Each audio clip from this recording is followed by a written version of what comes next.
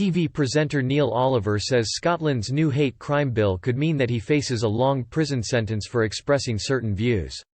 The Hate Crime and Public Order Scotland bill introduced by Scottish Justice Secretary Humza Yousaf looks to extend the law on hate crime, covering particular characteristics, including religion, sexual orientation and transgender identity. If the law is passed by Holyrood, it means that words or behaviour considered to be abusive, and likely to stir up hatred would constitute an offence.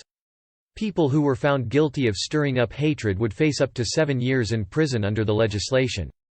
However, the controversial legislation has already faced criticism from the comedian Rowan Atkinson, Scottish Police Federation, Catholic Church in Scotland and the Faculty of Advocates who represent lawyers and the Law Society of Scotland.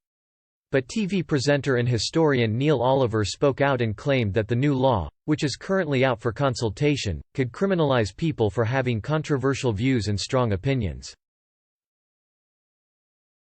Mr. Oliver, who has expressed strong support for the union, admitted he had suffered abuse because of holding this view and claimed that an ugly atmosphere had grown in Scotland. In a letter, Mr. Oliver said, "Since 2014 when I spoke up in support of the union, I have been told I am no Scot, or at least that I am the wrong sort of Scot. I have continued to speak up, for that is my right, and now I read around the subject of the Hate Crime and Public Order Scotland bill and see that in future, opinions of the sort I have aired in the past could see me do jail time, as much as a 7-year stretch. I will be listening for the knock at the door." Mr. Oliver warned Justice Secretary Humza Yousaf that the bill was a «passion project» for the politician.